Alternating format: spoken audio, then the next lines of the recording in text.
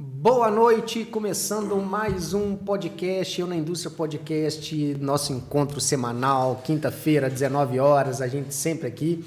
E algumas semanas atrás a gente veio com o tema das diferenças culturais entre Brasil e Alemanha. E eu estive na Alemanha em abril de 23 e a gente contou um pouco tal do que eu vivi, enfim. E agora o Eymar acabou de voltar de lá. E a gente vai fazer a parte 2 do mesmo tema, só que agora eu entrevistando o Eymar e vendo qual que foi a visão dele, enfim, qual que é o posicionamento. Então, boa noite, Eymar, primeiramente, né? Boa noite. Que diferença, né? Agora tá do outro lado aqui sendo entrevistado, né? Boa noite, pessoal. Sejam muito bem-vindos aí ao podcast. Hoje eu tô meio gripado aqui, tô meio tossindo e tal, mas vai dar tudo certo até o final aqui. Vamos dar o melhor aqui também. Com certeza vai. Cara, como é que foi... Por que contextualiza primeiro para o pessoal, como é que foi, de onde surgiu essa viagem para a Alemanha, o que você foi fazer lá, enfim, o que... Tá. Como a gente já falou aqui, né, a gente foi selecionado na verdade em março, né, por um programa que chama BIG, né, Brazilian Inditex in Germany, que é um programa entre o consulado brasileiro e o consulado alemão, para poder levar empresas que fossem do Brasil para poder conhecer o mercado alemão e iniciar ali uma possível parceria, né? Criar uma base na Alemanha, né? E o Igor foi para lá nessa ocasião, foi 11 dias, né, que você ficou lá, em média? 10 dias? Foram 2 semanas no total, né? Mas o programa foram 12 dias, E aí o Igor foi lá, conheceu do mercado, como que funciona, foi para várias cidades diferentes, né? Foi para a feira lá da Hannover Messe e tudo mais. Voltou e quando foi agora no mês de abril, maio, na verdade, né? Uma das pessoas que recebeu o Igor lá em Stuttgart, né? Que eles falam Stuttgart, Stuttgart. Que no alemão, né? Existe uma pessoa que é o Thompson, ele fez um contato com a gente e falou que haveria um outro programa com o mesmo objetivo para poder ir para a Alemanha, porém o foco era a região de Stuttgart, que era um programa financiado, né, pelo governo do estado de Stuttgart, que é Baden-Württemberg, que é o estado lá, e com o mesmo objetivo de levar as empresas para lá, né? Então a gente se inscreveu no programa e a gente foi selecionado novamente para poder ir para lá. Um programa totalmente patrocinado pelo governo alemão e específico, né, do estado lá de Baden-Württemberg. E aí eu passei 10 dias, na verdade, né, lá na cidade de programa, né? Uhum. O programa iniciou numa segunda-feira, no dia 3, e finalizou no dia 12 desse mês agora, né? Eu cheguei sábado. Sábado passado. Nós estamos em julho de 2023, só para se alguém, né, isso aí, ver esse podcast lá na frente. Isso aí. Então, na verdade, assim, o motivo de ter voltado foi basicamente esse, né? Então, na verdade, foi mais um passo para conhecer um pouco mais o mercado. E lá, acho que você vai perguntar, né? A gente tem várias oportunidades de fazer várias coisas lá também, né? Mas assim, vamos ainda no contextualizar. Cara, por que Alemanha? Eu fui, agora você foi, mas por que Alemanha? Cara, assim, eu acho que uma coisa que eu deixei bem claro para os alemães lá, que eu conversei com eles, que foi uma coisa que eles se sentiram muito surpreendidos. Cara, nós como engenheiros aqui no Brasil, nós vemos a Alemanha como uma referência de mercado e uma referência de tecnologia. Eles ficaram um pouco impressionados quando eu falei isso. E foi engraçado porque ninguém tinha comentado, e tinham outros engenheiros, né, e outras pessoas de indústrias lá, que não só do Brasil, mas de outros países, né? A gente tinha empresas também de Singapura, Nigéria, Finlândia e Índia, e todos de certa forma falaram a mesma coisa, né? Então acho que a Alemanha, o primeiro ponto é porque é essa referência para a gente, para o nosso negócio que a gente tem hoje, a gente vê que tem uma aderência lá, e a gente já tinha observado que as dores que eles têm é muito parecido com as dores do Brasil. É claro que assim, né, a gente vai conversar aqui um pouco mais, algumas coisas são um pouco diferentes, mas de maneira geral existe uma demanda lá muito próxima da do Brasil também, né? Então a gente, numa possível abertura de mercado, a gente vê a Alemanha por causa de todos esses pontos. E outra coisa também que a gente comentou aqui, né, que, cara, a Alemanha pode ser um selo de mercado para o resto do mundo, né? Então, uma vez que você, devido às rigorosidades, eles têm a norma DIN, que é a norma alemã, se eu não me engano, né? que se você conseguir entrar num país como esse, cara, você consegue ter um aval já para qualquer outro mercado que você venha trabalhar, e não só para mercado, mas empresas também, né? Então, assim, da mesma maneira que a gente no Brasil, a gente tem alguns clientes que eles são selos de qualidade para outros quando vem trabalhar com a gente, se a gente coloca um país também de maneira geral, a gente vê que pode ser muito interessante para o nosso negócio. E você falou assim, referência tecnológica e tal, porque a Alemanha é referência, assim, sempre foi para a gente da manutenção, principalmente. Quando você pensa numa ferramenta de marca alemã, num componente, num rolamento, sei lá, de marca alemã, num equipamento, principalmente, né, de marca alemã, a gente fica muito confortável, né, de falar assim, pô, então beleza, estou bem assistido aqui, porque são equipamentos, ferramentas, componentes mais robustos, com mais confiabilidade para a gente. E o que você viu em relação à tecnologia lá? E principalmente comparado ao Brasil? Falando principalmente de conectividade. Tá. O que eu percebi é o seguinte, lá realmente as empresas elas são bastante tecnológicas, e eu vou usar também os termos de pessoas, nossos mentores lá disseram, com relação à criação de novos produtos. Então, a grande maioria das empresas, né, assim, uma primeira ponto bastante, como que eu digo assim, inusitado que eu percebi é que a grande maioria das empresas lá na Alemanha são empresas familiares ainda. Então, são empresas centenárias, empresas que são líderes de mercados. Então, são empresas que têm muito dinheiro. Então, elas têm a capacidade de criar dentro da própria empresa um centro de pesquisa, de R&D, né, que é de pesquisa e desenvolvimento, onde ela consegue investir a grana e ela melhorar os seus produtos. Então, isso foi uma coisa que eu percebi. Então, assim, se você for olhar, a gente teve a oportunidade de conversar com um representante da Festo, por exemplo. A Festo hoje é uma empresa e ele levantou um dado lá que, por exemplo, que todas as máquinas...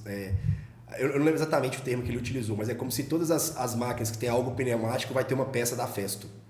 Existe uma estatística assim, que eles colocaram. E, cara, a Festo é uma empresa familiar. É animal isso, né? É animal imaginar isso. que é uma empresa familiar. Exatamente. Então, Você assim... pensa que deve ter uns 15 filhos para tocar.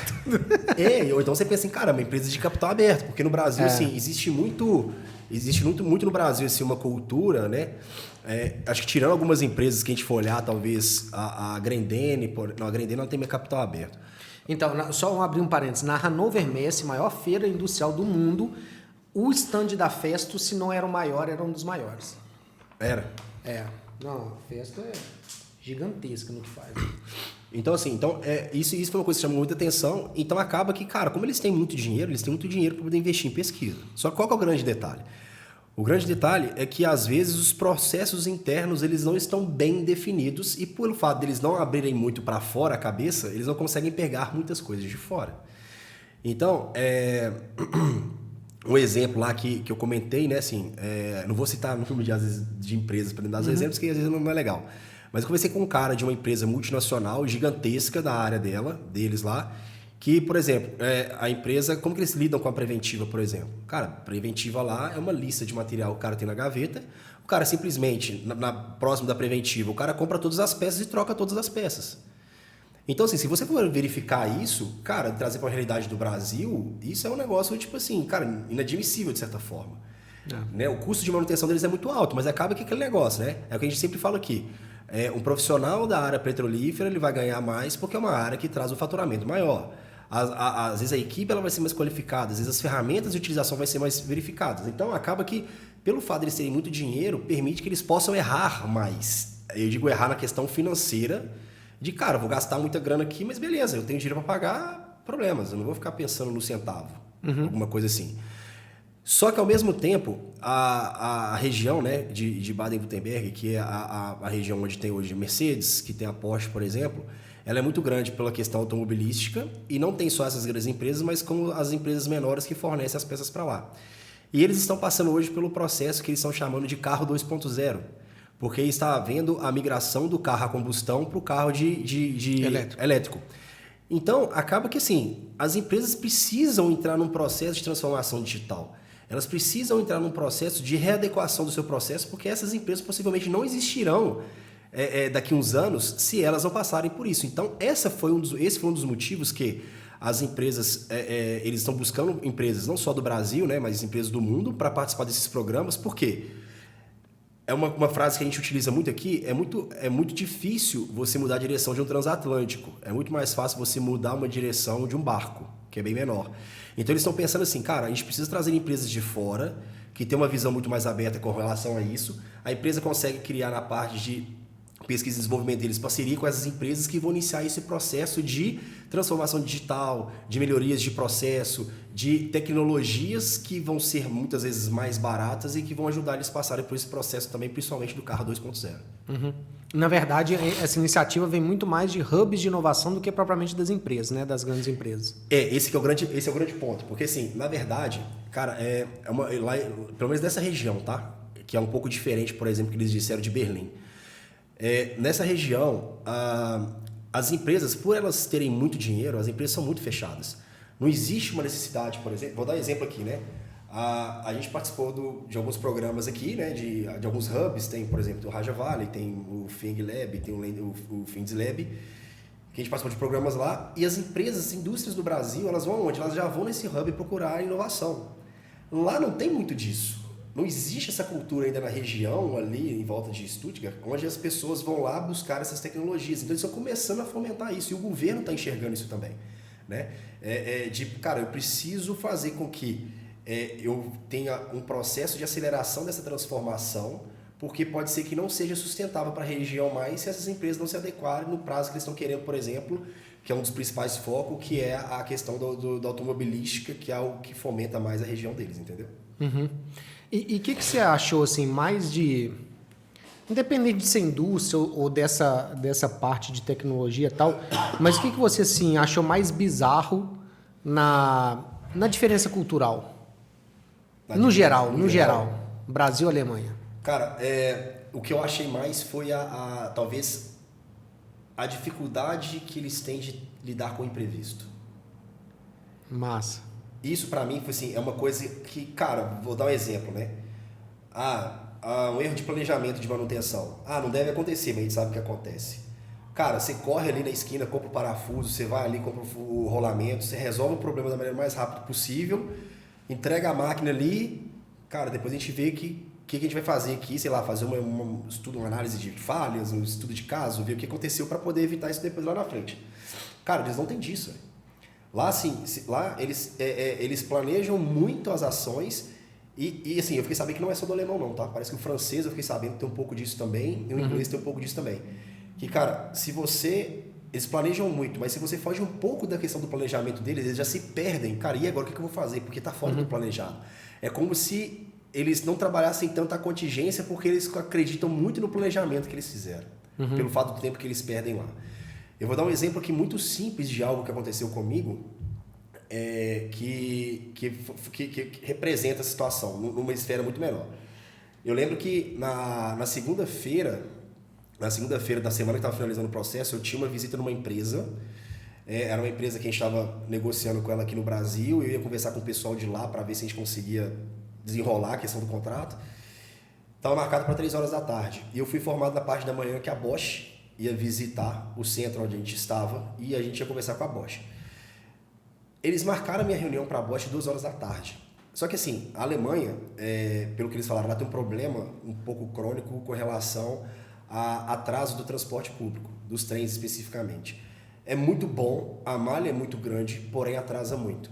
Então, eu lembro assim, o Uber lá era muito caro, eu estava disposto a pagar o Uber para ir, mas as pessoas me falaram assim, você vai pegar trânsito para essa região e o ideal é você ir de trem mesmo. Eu falei assim, cara, então, você está marcado para 2 horas da tarde, eu vou eu vou tentar marcar para 1 hora, porque, sei lá, eu converso meia hora, tem um tempo ali e tal, beleza. Aí eu cheguei para a pessoa que organizou o evento e falei assim, olha, tá marcado para mim 2 horas da tarde, mas para mim não vai dar. Então, assim, eu gostaria de ver se poderia me passar para ser o primeiro, eu era o terceiro a conversar. Eimar, mas não tem problema, porque depois o pessoal ainda vai estar no hub, você vai conseguir conversar com eles, você pode fazer as 2 horas da tarde e depois ir para lá. Eu falei assim, não, mas você mesmo me falou que não tem o problema do trem do Uber, então eu preciso ir mais cedo. Tá, mas eu já coloquei 2 pessoas aqui na sua frente. Eu falei assim, sim, mas aí é só você trocar essas 2 pessoas e mudar de posição. Me coloca como primeiro e passou o restante para lá. E aí eu lembro que eram 2 brasileiros que estavam lá também, estavam assim do lado. Eles já tinham dado o ok antes. Assim, cara, eu não tenho nenhum compromisso, só tem esse, então manda ver aí como a gente faz mesmo, né?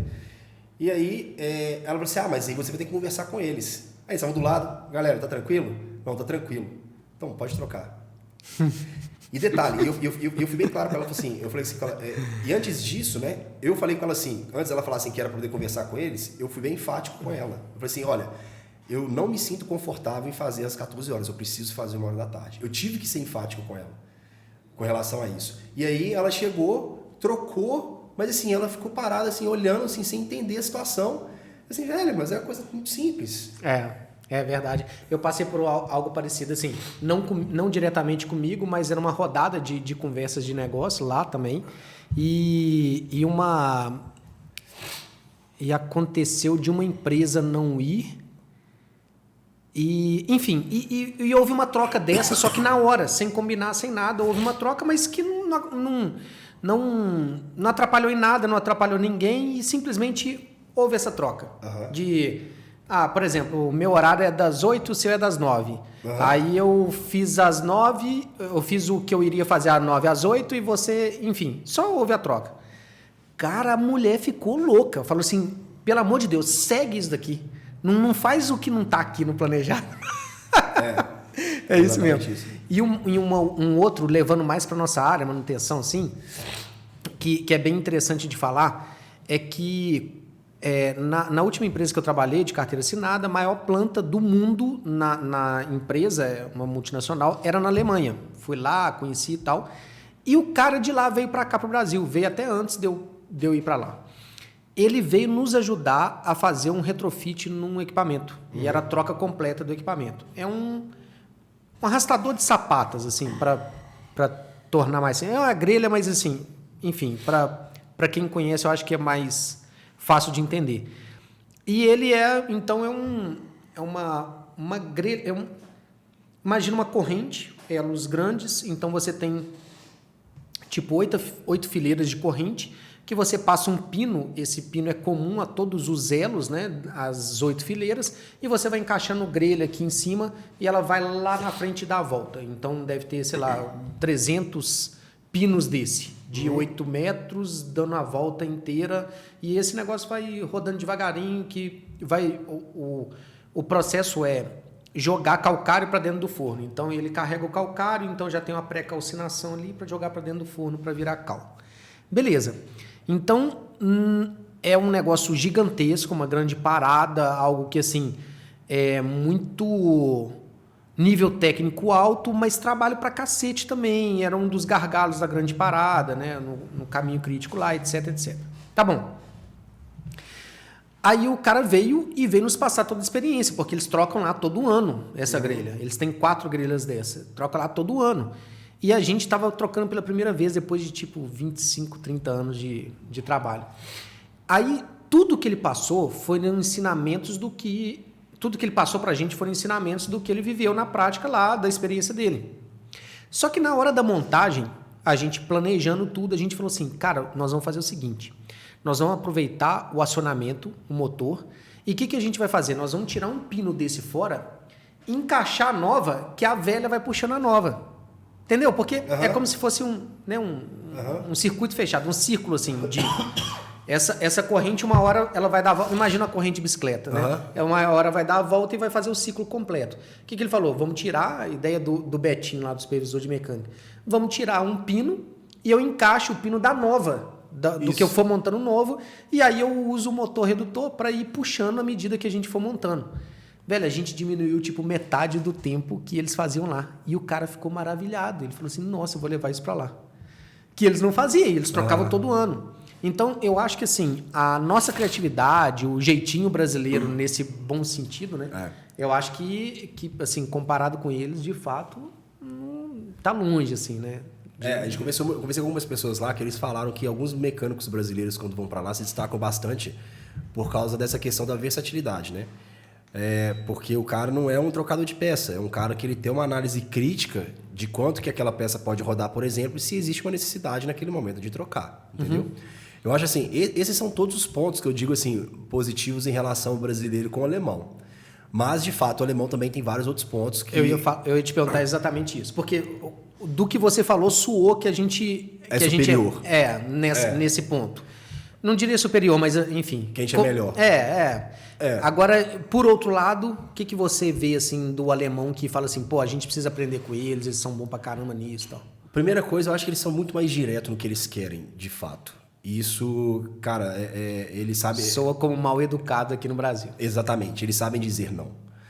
Então, assim, e eles dizem que o brasileiro não sabe dizer não. Então, eu acho que isso é... Cara, não, eles dizem não. A gente não sabe dizer não. a gente não sabe, E assim, e acaba que isso pra mim é um fator exemplo, né? Eu tentei encontrar com várias empresas. E, cara, teve empresa que chegou pra mim e falou assim, Eymar, obrigado pelo contato, mas eu não tenho interesse na sua solução. Eu sou satisfeito com a minha. Cara, e tá ótimo. Entendeu? Imagina assim, para as pessoas que às vezes trabalham numa área comercial. Cara, você liga pro cara, você visita o cara, você fica naquela novela, você toma um café com o cara, você manda mensagem e o cara não diz não pra você, sabe? O não, às vezes, é a melhor resposta que a gente tem pra ouvir, que a gente não perde tempo com isso. Então, esse é o ponto que eu percebi.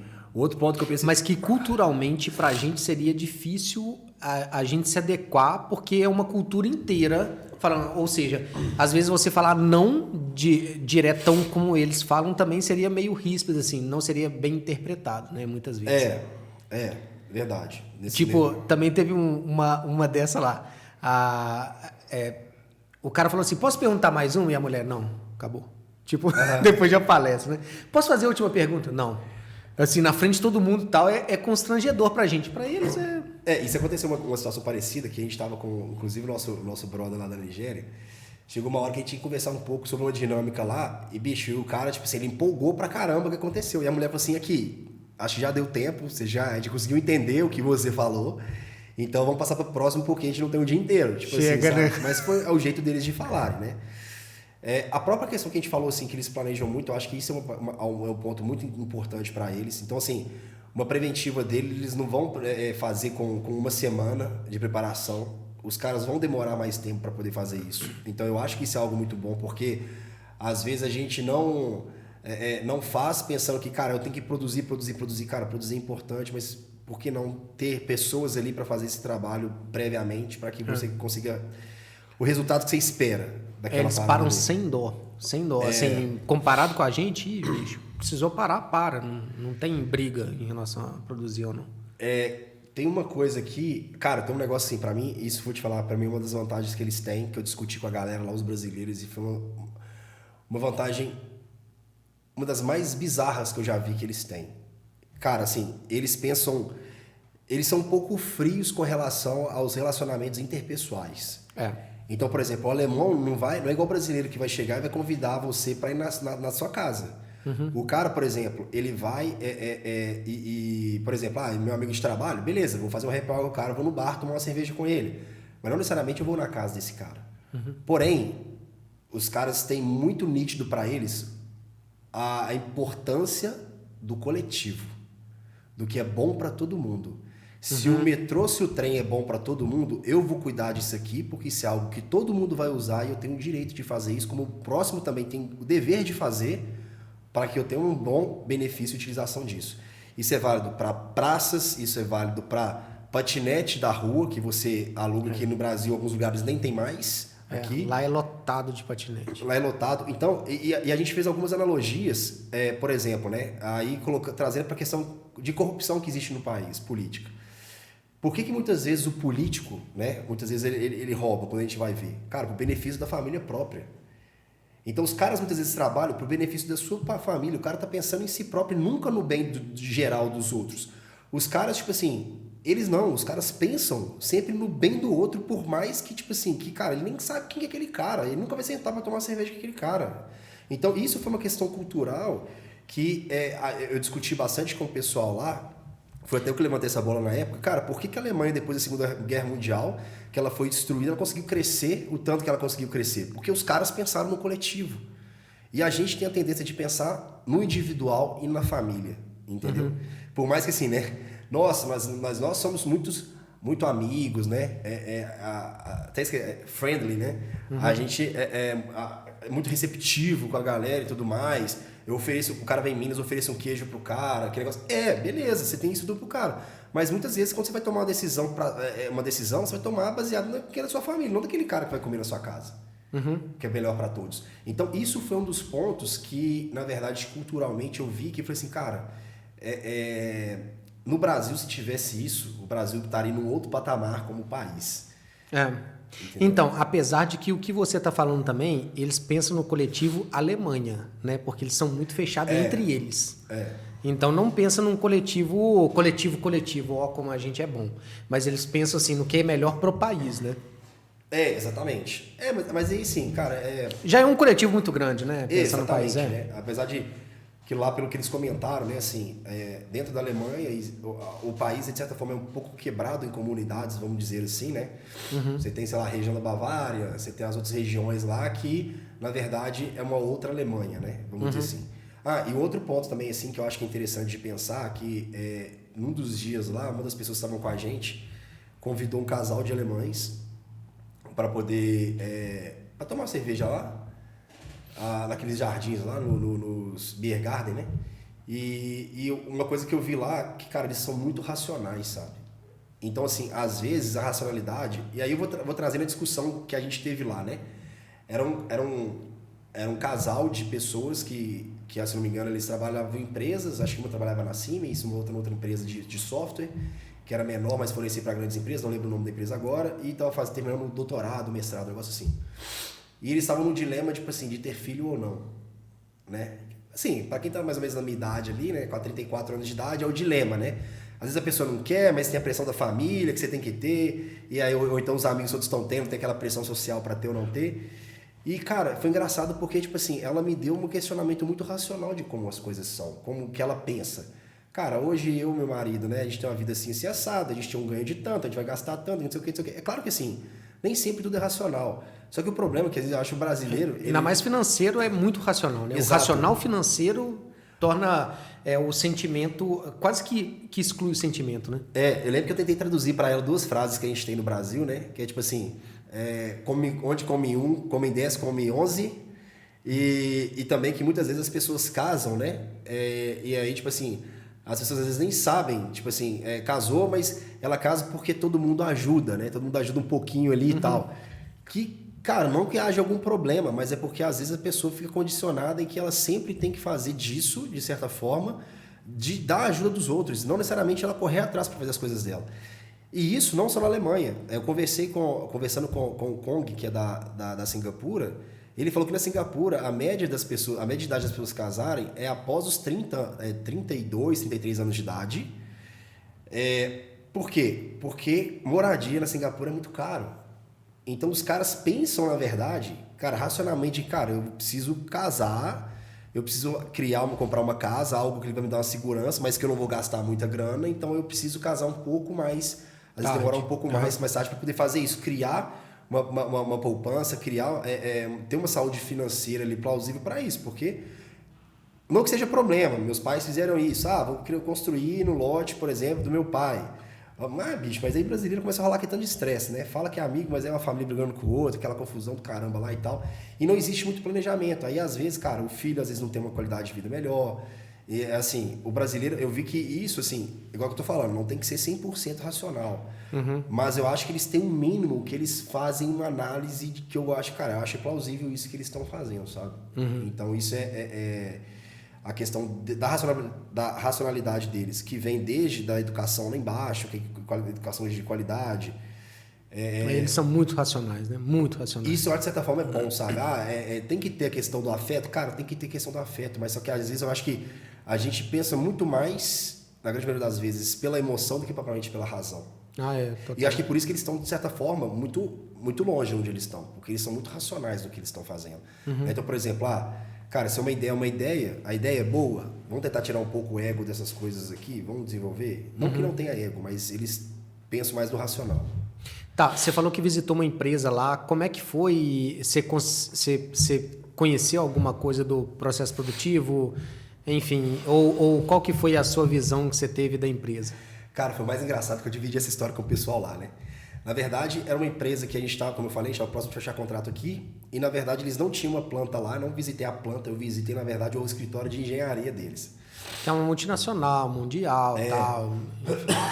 Planta na Suíça, se eu não me engano, tem um outro país também, tem planta no Brasil, tem nos Estados Unidos. Uma empresa que fornece para o ramo automobilístico.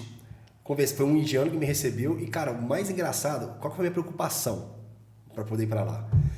Cara, eu tô levando um tablet e um computador aqui. Será que eu vou ter que chegar lá na frente, vou ter que pegar um papelzinho, o cara vai ter que ir anotar que eu tô entrando dentro da empresa com um tablet, com um computador, igual acontece no Brasil?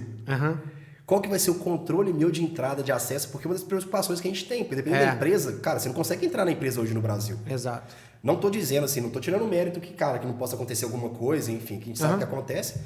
Mas, cara, simplesmente eu cheguei, toquei a campainha, a mulher abriu a porta e falou assim, o senhor Eymar? Sim, sou eu. Nossa, mas o senhor está adiantado, a reunião está marcada para daqui meia hora. Eu falei assim, porque eu estava em Stuttgart e peguei o trem aqui e tal, e assim, não sou daqui, sou do Brasil, e eu estava com um pouco receio de não saber, de nunca ter vindo aqui, de ficar perdido e tudo mais. Mas não tem problema, onde que é o banheiro? E eu espero aqui. Ela, não, tranquilo, fui no banheiro, voltei. Cara, eu acho que esse caso que aconteceu comigo foi excepcional, vou falar que é natural deles não. Passou, tipo assim, nem 2 minutos, o cara chegou, que eu conversei, senhor Eymar? Eu falei assim, sim, sou eu. Vamos conversar? Eu falei assim, tá, mas tá marcado para 3 horas e tal, tipo, né, eu posso esperar, falei com ele. Porque tava um calor do caramba, tipo assim, mais de 30 graus, e lá tinha ar-condicionado, então por isso que eu entrei, porque eu até pensei em esperar na porta. E ele falou assim, não, eu parei minha reunião ali agora, eu vou te atender porque você chegou mais cedo, pra gente poder conversar. Olha isso. Isso foi uma coisa... Assim, não vou dizer que esse é um comportamento do alemão, porque quem me atendeu foi um indiano.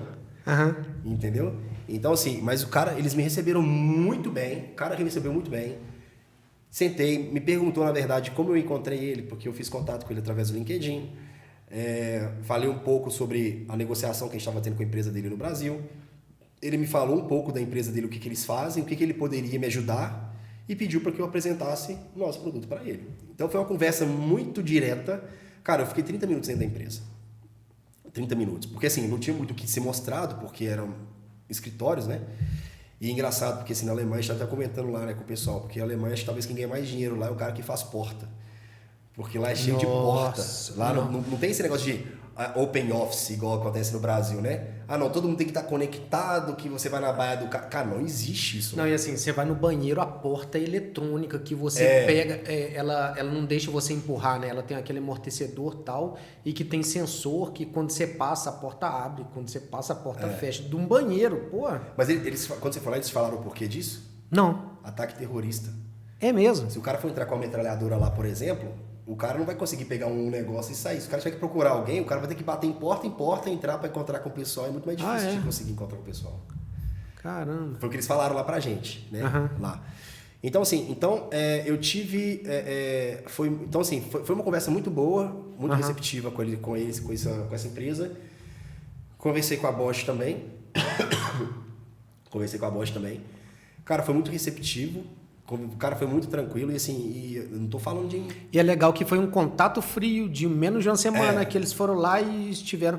Então, assim, o ser direto não necessariamente é algo ruim, né? Muito pelo contrário. Às vezes, o direto ou você já descarta ou não, ou me atende. Exato. E não fica, né, enrolando isso aí. Exatamente. Então, assim, isso foi muito bom. E aí, por exemplo, o cara que eu conversei, por exemplo, da Bosch lá, era um cara que ele era responsável pela área de sistemas da Bosch Mundo. Velho, eu não conversei com qualquer cara. É difícil você chegar num cara desse para conversar. Então, assim, não era o cara, por exemplo, que queria utilizar o Melvin, mas era o cara que, se tipo assim, alguém utilizasse o Melvin e quisesse usar como benchmark para outras unidades, seria o cara que poderia levar lá. E o cara foi tão receptivo, assim, que quando ele chegou, apresentei o Melvin e falou assim, cara, mas como que eu posso te ajudar? Como que, na verdade, assim, como que a Bosch, na verdade, vai utilizar isso, né? Então, baseado em como a gente trabalha com algumas empresas grandes aqui no Brasil, expliquei um exemplo para ele e falei assim, cara, isso que você me falou faz muito sentido. Espera só um minuto. Qual que é o cara que eu já tinha mandado um e-mail para um cara antes, o cara me retornou. Na verdade, eu mandei um e-mail para um cara. Esse cara mandou um e-mail para quem era o interessado dentro da empresa para ver se fazia sentido. O cara falou assim, cara, faz sentido. Eymar, tem como você mandar uma apresentação em PDF? Mandei a apresentação em PDF pro cara. E aí, quando eu conversei com essa outra pessoa da área de sistemas, ela falou assim, Eymar, com quem que você está conversando lá dentro? Eu fui, peguei o contato, virei a tela para ele. Ele falou assim, 1 minuto, deixa eu pegar meu telefone e colocar para esse cara agora. Pegou o telefone, só que ele tinha esquecido o telefone dele no carro. Mas ele falou assim, cara... eu vejo um benefício nisso aqui. Eu vou ligar para esse cara agora, para ver se esse cara conseguir me receber lá. Só que acabou que esse cara não pegou o telefone e eu já estava no final da viagem, então assim, eu não ia conseguir encontrar com eles presencialmente, mas a gente está conversando para poder, cara, ver como que vai ser, possibilidades e tal, aquele processo todo. Então assim, isso são coisas que, cara, quando o cara enxerga valor, então assim, seja direto, sem ficar babação de ovo, sem ficar encheção de linguiça, direto, objetivo, fala o que você quer, eles querem muito saber o que você quer, até mesmo nas conversas, nas apresentações do Melvin, todo mundo falou assim, cara, tá faltando algumas coisas, que você tá muito abrasileirado aqui, sabe? Se você conhece alguém, se você tiver interesse, cara, fala o que você quer, que se o cara achar que ele pode te ajudar, o cara vai te ajudar. Se não achar, cara, paciência, não posso te ajudar e tá tudo tranquilo e tá bom, entendeu? Isso foi outra coisa também que eu vi lá. Show de bola. Cara, para encerrar, assim, o que você viveu que você vai, não necessariamente da indústria, enfim, mas o que você viveu que vai ser história para contar por muito tempo aí? Velho, algumas coisas eu sabia que já ia rolar esse podcast, então assim, eu vou compartilhar uma coisa com você que eu não cheguei a comentar com você e que eu acho que faz muito sentido com algumas coisas que a gente conversou aqui, tá? Primeira coisa, eu acho que, cara, pra mim foi uma igual a gente conversou hoje, né? Foi tipo uma imersão em mim mesmo, né? Porque, cara, a Alemanha, assim, a Alemanha é um lugar que ela recebe imigrantes do mundo inteiro. Então, tipo assim, eu pude, não só as pessoas com quem eu convivi, cara, mas eu vi muito indiano, eu vi muito turco, eu vi muito ucraniano, pessoas de várias áreas. E você vê como no norte da África tem demais. Muito. Tem muita gente da África lá também. Então, primeiro que você consegue, cara, você convive com uma... Cara, a gente acha que nós somos muito miscigenados, e realmente somos. Só que nós somos miscigenados. A nossa geração, vamos dizer assim, cara, miscigenação brasileira. Sem preto, amarelo, branco, oriental, descendente europeu. Mas, cara, a galera que vive com a mesma... que é miscigenada, mas tem basicamente a mesma cultura que já é a brasileira. Na Alemanha não é assim. Na Alemanha você tá, tipo assim, conversando com... vou dar um exemplo, né? Cara, eu tive um problema com o meu voo para vir para cá, na volta, e, por exemplo, tinha pessoas que não podiam viajar porque era judia e tinha Shabá, e não podia voar. Aí você pega, por exemplo, pessoas que às vezes... O que é isso? Shabá, os judeus, eles separam a sexta-feira deles, que é tipo o dia santo, para eles não fazerem nada. Entendeu? E aí, eles não... era na quinta, teve problema, foi para sexta e eles não podiam. Não podiam viajar. Exatamente. Então, assim, então isso é uma coisa. É você ver um muçulmano, por exemplo, parar no meio do dia dele, e ele abaixar para poder fazer a oração dele. Entendeu? E aí, cara, são coisas que, cara, a gente não vê isso no Brasil. Então, eu acho que, de alguma forma, você aprende... Não vou dizer que tenha problemas como tem aqui, de racismo, esse negócio todo. Mas você aprende a conviver mais com as diferenças das pessoas ali. Então, isso foi uma coisa que eu achei muito foda. Uma outra coisa que eu achei, assim, sensacional lá, pessoal... porque eu acho que o mix aqui é o que você falou. O mix do brasileiro já são pessoas que vivem aqui. Que é tudo, cada um diferente do outro. Lá não, são pessoas de fora, de fato. Né? E é muito fácil de reconhecer o alemão comparado com alguém do norte da África, por exemplo. A gente voltando, né? A gente foi em Mannheim, né? No domingo lá. Cara, a gente começou a conversar dentro do trem com dois sírios que estavam lá. E era bizarro porque, assim, os caras... A gente ainda falava inglês, mas os caras não falavam inglês. Então a gente começou a utilizar o Google. Os caras falando lá em árabe, os caras falando em árabe e traduzindo pro inglês e pro português pra gente. Entendeu? E os caras lá me chamavam de Neymar, né? Esse aqui é o irmão do Neymar lá. Eles chamam ele Neymar, mas é irmão do Neymar, jogador de futebol. E acabou, velho. Virou bagunça no trem, sabe? Então, assim, você tem isso mais lá. Cara, é engraçado porque a primeira vez que eu vivi isso na minha vida foi quando eu fui estudar no Cefet, aqui em BH. E no Cefet eu vim de uma escola... Assim, minha família sempre foi muito simples, mas eu fui estudar numa escola... Que, bicho, tinha gente de tudo quanto é tipo de experiência, de nível social, cara, tipo assim, desde o cara mais fudido do mundo até o cara que tinha mais grana, experiência fora do país e tal. Então foi a primeira vez que eu tive um contato assim. Eu já fiz viagens para fora, mas eu acho que na Alemanha eu vi isso com uma, pelo menos eu nunca percebi com uma menor tensão. E, cara, é normal. A gente é isso aqui, você vai achar essa galera e tudo mais. Então, esse foi um ponto muito bom. Um outro ponto que eu vejo também é o seguinte, cara, questão de oportunidade. Eu quase não fiz essa viagem, se for parar para pensar. Por que eu quase não fiz essa viagem? Porque a viagem aconteceu muito rápida. Foi. Muito rápida. Desde a inscrição para o projeto até a entrevista, até a aprovação, foi tipo um mês, né? Assim, ou menos, né? Da inscrição até o resultado, acho que foram 3 semanas. 3 semanas. E aí mais umas 2 para já ir viajar, né? Exatamente. O que acontece? O meu passaporte ele venceu há uns 3 anos atrás. Se eu tivesse que passar por um processo de renovação de passaporte, dificilmente conseguiria renovar meu passaporte.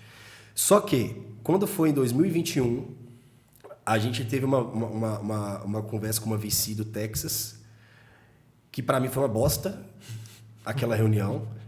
Foi muito ruim, que foi quando eu falei assim, cara, eu preciso, de alguma forma, me preparar para uma viagem fora que eu não sei quando que vai acontecer. Mas eu acho que vai acontecer, e eu quero que isso aconteça. Então foi quando eu comecei, de fato, a estudar inglês, e eu comecei, de fato, a preparar para a viagem. O que eu preciso? Primeira coisa, passaporte. Cara, eu vou tirar o passaporte, vou renovar. E estudar novamente, né? Estudar novamente, Só para... Porque sempre fica você fica no verbo to be ali, aí às vezes você entende alguma coisa, não entende, e fica naquele negócio lá e tal. Então, assim, isso foi importante para mim porque, cara, o passaporte estava pronto, velho. Eu não conseguiria isso. Então, esse foi um primeiro grande ponto para isso. Já tinha... Cara, na hora de viajar... Não, e se você não estiver comunicando muito bem inglês, cara, assim, você não vai conseguir conversar num nível técnico com as pessoas de lá e falar, enfim... Exato. E isso é outro ponto, assim, porque, cara... Você não vai ser fluente igual as pessoas que nasceram nos Estados Unidos e tal, mas você vai conseguir se comunicar tranquilamente, entender tudo e tal, e falar o que precisa ser falado, né? O que acontece? A galera lá, eles são menos exigentes como a gente acha que a galera é, com relação a você falar o inglês. Porque a gente acha que tem que falar... É o que eu tô falando muito com o pessoal. A galera preocupa, mas meu inglês é o britânico. Cara, meu inglês é americano. Cara, então você vai ter que aprender o indiano também, tipo assim, porque entender o indiano é difícil, o sotaque do cara. É muito difícil, entendeu? Então, assim, então a primeira coisa que às vezes a gente, nós nos cobramos muito por causa disso, e, cara, mas você precisa falar de alguma forma, se comunicar e entender. Então, esse é o primeiro. No final das contas, eu percebo que o nosso inglês é o brasileiro, o inglês do francês é o francês. Exatamente. O inglês do alemão é o alemão. É isso aí. Exatamente isso. Então, assim, cara, me ajudou. Não vou dizer que perrengues eu passei só na volta, mas antes, cara, eu fiz uma escala em Londres. Eu entrei em Londres para conhecer.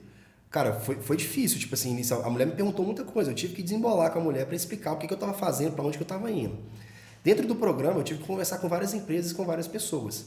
E o pior, né, meu voo foi cancelado. Foi adiado, né? Tipo assim, adiado 14 horas na volta. Cara, eu tive que conversar com a mulher do aeroporto, da companhia aérea, eu tive que conversar com o cara da estação do trem, tive que conversar com as pessoas no outro dia. Então foi que eu falei assim, cara, beleza, eu sei que meu inglês ele pode melhorar. Só que, cara, eu já consigo evoluir muita coisa. Só que, quando surgiu a ideia do Big, quando surgiu o Big lá atrás, eu lembro que a gente assistiu e você falou assim, cara, eu vou tocar o processo pra gente poder... o processo de, tem que mandar documentação, aqueles negócios de inscrição e tal. Você falou que ia tocar o processo. Beleza. Cara, fomos aprovados. Só que, bicho, naquela época eu queria muito ir. Mas sabe por que, tipo assim, eu não falei com você assim, cara, eu vou tocar o processo de gravar as coisas em inglês, fazer entrevista da galera? Cara, eu não confiava que eu ia conseguir, velho. Eu achava que eu não estava preparado pra parada. E, cara, tô falando de 2 meses de diferença. Se for parar de pensar em 2 meses de diferença, eu não vou falar que em 2 meses eu saí de despreparado para preparado. Não faz sentido. Só questão de crença, né? Exatamente. Só que aí tipo assim, eu lembro que na época a gente até chegou a questionar, tipo assim, eu te perguntei, mas quem que vai? E você ainda falou assim, cara, se quiser ir, você vai, tá de boa. Só que eu falei assim, cara, primeiro, né? Vai ser bom para a empresa, para Melvin. A gente não tem uma disputa entre a gente. E eu sei que existe também uma questão de crescimento pessoal, de falar assim, cara, eu também quero representar a minha empresa fora do país. A mesma que eu tenho, você tem. Eu pensei assim comigo, cara, não é justo, tipo assim, não é justo também, tipo assim, eu chegar agora, porque o negócio deu certo, eu fiquei cagando de medo lá atrás de falar com ele que eu vou. Se eu tivesse falado, eu sei que você ia falar comigo assim, velho, vai você e tá problema, eu sei que você ia falar isso. Mas é uma coisa que minha, sabe? Tipo assim, que eu acho que entre eu e você, a gente tem uma régua de medir ali o justo que tá bem pareado ali os dois. Só que acontece, cara, se fosse numa empresa, imagina se eu estivesse numa empresa esperando uma oportunidade da minha vida e eu falar que, tipo assim, que eu não vou porque eu acho que não tô preparado pra parada, e se quem quiser, e sem, tipo assim, tentar, no mínimo, entendeu? Que foi o que aconteceu. Foi, tipo, uma certa falta de confiança, velho. Naquele momento que eu falei assim, cara, não sei se eu vou conseguir, se vai ser bom pra isso aqui. Você não iria 2 meses depois, com certeza. Exatamente, isso que eu ia falar. Cara, pra mim, assim, o cavalo selado não passa 2 vezes. Passou, né? Passou, velho. E eu falei assim, cara, é bizarro isso. Não sei se é o universo, não sei se é Deus, porque eu sempre pedi isso, sempre quis uma experiência dessa, e chegou uma oportunidade idêntica que aconteceu isso de novo. E isso foi um dos maiores aprendizados que eu tive, sabe? E, cara, tenta, velho. E os caras lá na Alemanha, eles têm muito disso, sabe? Eles falam assim, cara, sai pra rua. Você não sabe o que você vai fazer, mas faz, velho. Pega e faz o negócio. Tipo assim, dá o seu melhor. Tenta fazer do jeito que você tem também, sabe? Às vezes você tá sem planejamento, mas se você ficar parado, às vezes, e não fazer nada, você nunca vai saber se vai ter preparado para aquilo ali ou não, sabe? Isso aconteceu várias vezes lá. Então, assim, isso foi um aprendizado que eu tive, que, cara, às vezes é um processo de autoconfiança também, próprio, que você fala assim, cara, eu tava conversando com a empresa na Alemanha que os caras queriam me ouvir. Os caras queriam dizer o que eu tinha para dizer para eles. Os caras queriam ouvir o que eu tinha para dizer. Eu consegui passar por situações muito delicadas num lugar que não é a minha casa e que a língua não é a minha e a galera é diferente, velho. Uma coisa, às vezes você tá no Brasil, por exemplo, eu recebi uma ajuda em Londres de um brasileiro. Se fosse depender dos caras de lá, não sei se eu conseguiria ajuda não, velho. Tá fudido, entendeu?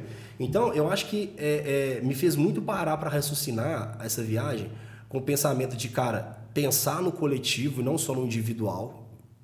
Relação de, cara, se essa rua aqui é a rua nossa, cara, tem que estar bom para todo mundo. Eu tenho que cuidar disso aqui também. Essa praça tem que ser cuidada não só por mim, mas tem que ser cuidada por todo mundo, para que todo mundo possa usufruir. Não é o governo que tem que fazer isso, galera, tudo é governo, o governo que tem que fazer. Cara, a gente tem que fazer a nossa parte em relação a isso. Cara, a gente tem que confiar na gente também, porque muitas vezes a oportunidade vai passar, às vezes você está preparado para ela, mas você acha que não. E às vezes ela vai aparecer daqui a quanto tempo? Entendeu? E, cara, se preparar também, velho. Cara, o que você quer para sua vida? Você está se preparando para isso? É difícil, assim, eu comento muito com o pessoal, porque às vezes é fácil para uma criança aprender inglês, por quê? Cara, porque a criança vai aprender inglês porque o pai vai mandar ir para a escola, por exemplo, e ela vai porque o pai tá mandando. Então, de tabela, ela vai aprender. Só que a gente, quando é adulto, véio, a gente passa a negociar muitas coisas que a gente quer com os objetivos que a gente quer. Cara, eu não tenho um objetivo, por exemplo, agora de quando eu vou aprender inglês. Eu não tenho um objetivo de uma vaga nova, quer dizer, eu não tenho em vista uma viagem, eu não tenho em vista um emprego novo, eu não tenho em vista nada. Então, para que eu vou estudar esse negócio agora e vou perder meu tempo? E o que eu acho assim também, Mar, cara, o inglês não sou o melhor inglês do mundo, mas você conseguir se comunicar em inglês em qualquer parte do mundo e tal é libertador demais, né? Nossa, cara, pra mim essa viagem foi muito por causa disso, véio. Cara, se conseguir pedir alguma coisa, cara, pra mim, né? Chegar na imigração e falar o que você quer, o que você precisa, entendeu? Então, isso é uma coisa que, assim, cara, pra mim... Então, assim, eu acho que todo mundo deveria aprender, sabe? E eu digo assim, deveria aprender não só por causa, porque eu vou viajar fora. Cara, hoje cada vez mais. Outra coisa que eu vi lá, cara, existem muitas vagas para brasileiro morar fora. Existem muitas vagas. As capacitações que são exigidas, cara, não é nada que a gente já não vive aqui no Brasil.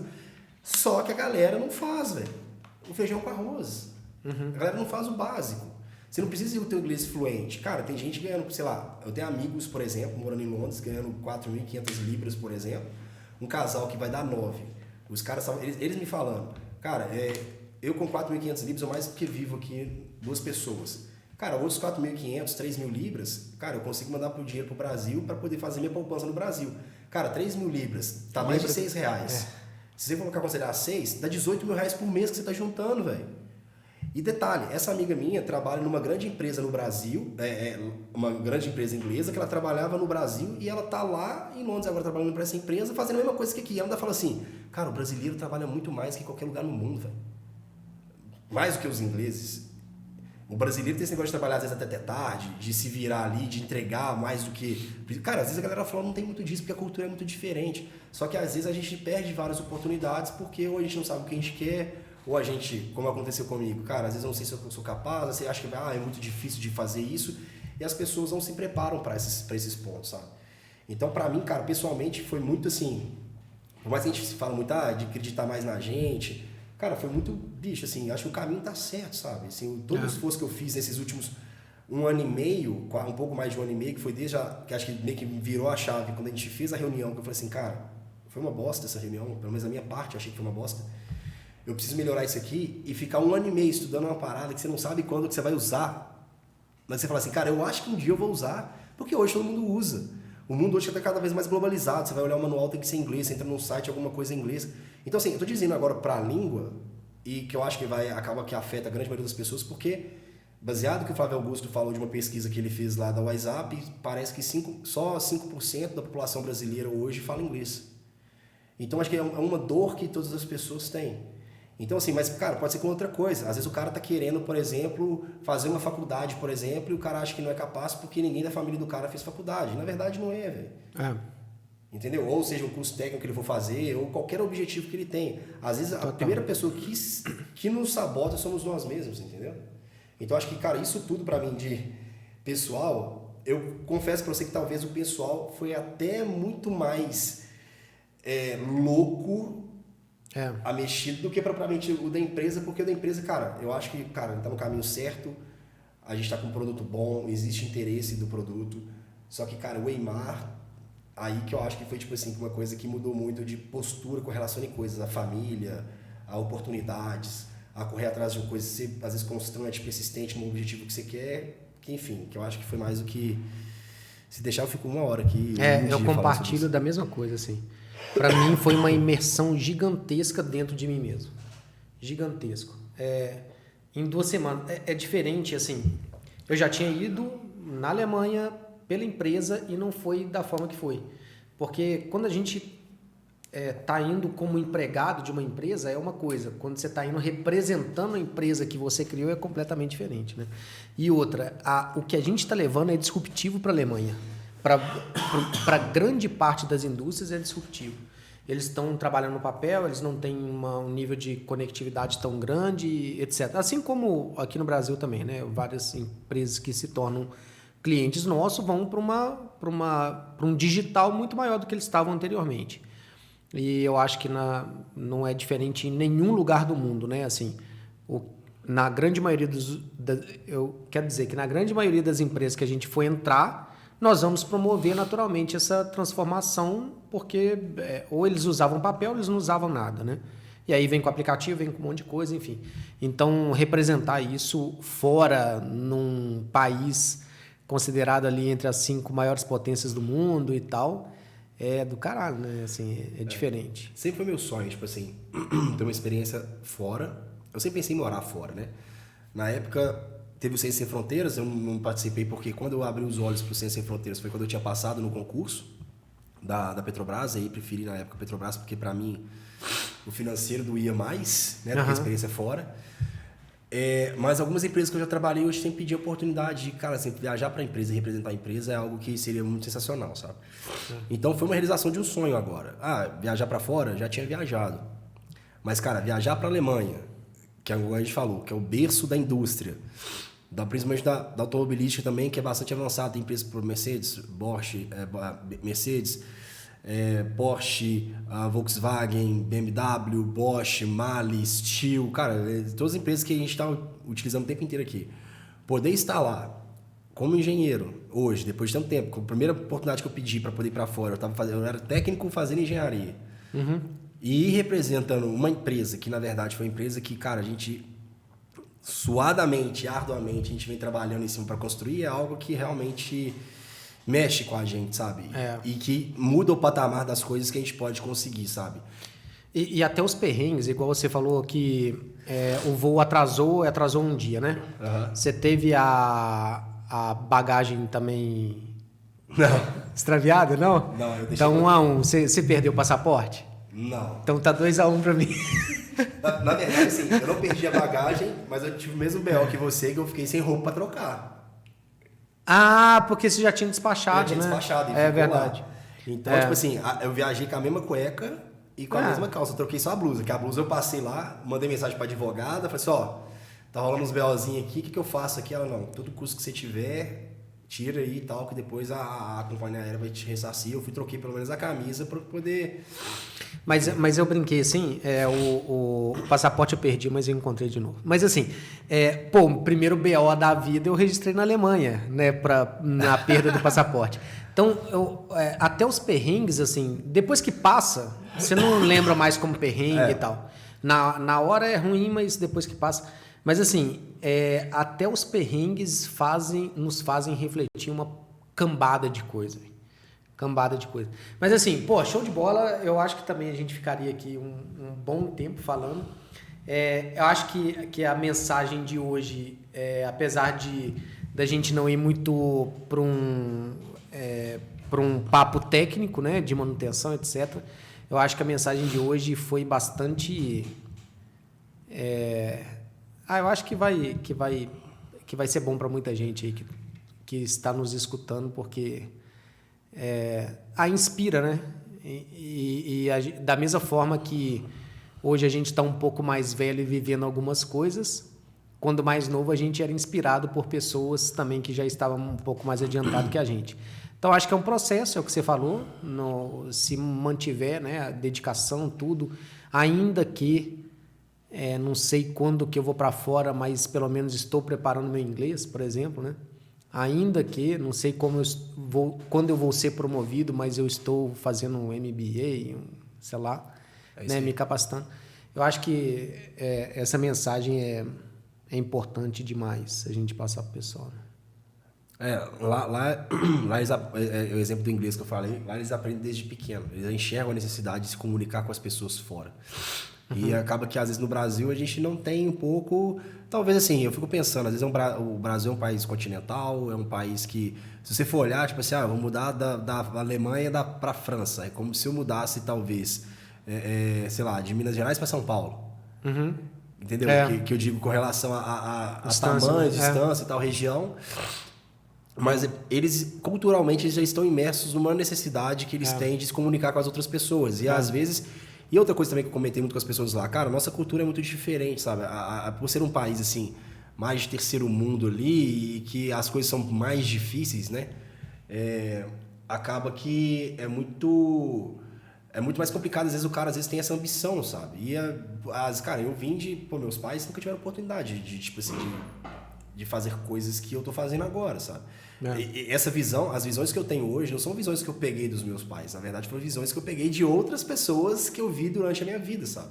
O brasileiro, ele precisa muito disso. Então, por isso que muitas vezes ele não pega, porque dependendo de onde ele está vivendo, é muito difícil, é muito fora da realidade. Que é o contrário do cara da Europa. Né? Só um último parênteses para finalizar. Conversando, por exemplo, com a menina da Finlândia. Cara, é sensacional. Tem uma empresa sensacional lá que ajuda pessoas e tal. Ela recebeu um investimento lá, quando a gente estava lá para ir para Honduras, ela foi convidada para participar do Shark Tank da Finlândia lá também, enquanto a gente estava lá. Uma pessoa sensacional. E aí, conversando com ela, porque ela sabia um pouco de alemão, eu perguntei para ela, cara, mas como que você aprende alemão se você está na Finlândia? Eu sei que o inglês lá, os países nórdicos sempre pensam muito no inglês. Aí ela falou assim, quando eu era pequena, meu pai comprava carro velho na Finlândia, trazia o carro para a Alemanha para poder consertar o carro aqui. E ele tinha alguns amigos que ajudavam ele aqui nas férias, então eu passava férias com as filhas desse cara. Caramba. Que ela conversava em alemão. Então, assim, hoje eu não falo alemão, mas eu entendo o que o pessoal fala por causa disso. Então, pensa, a mulher saiu lá da Finlândia para ir para a Alemanha. Com carro velho ainda, hein? Com carro velho. Então, ou seja, você não precisa ter dinheiro, vamos dizer assim, para você criar boas experiências lá e você ter uma troca cultural muito grande, que às vezes é diferente muito do Brasil. Cara, quando eu passei na Petrobras, meu curso de formação foi no Rio. Tinha pessoas que trabalharam comigo que foi a primeira vez que estavam indo na praia com mais de 20 anos de idade. E essa é a realidade hoje, a grande maioria das pessoas do Brasil, sabe? É um país continental, assim, né? É bem diferente aqui. Então eu acho que é muito isso, mas, cara, Mas é o que você falou mesmo, assim, você pode entrar na padaria lá que a mulher te atende em inglês. Qualquer lugar, mas eu imagino que, sei lá, a cada 100 pessoas que vá lá, umas 30 vão pedir inglês, né?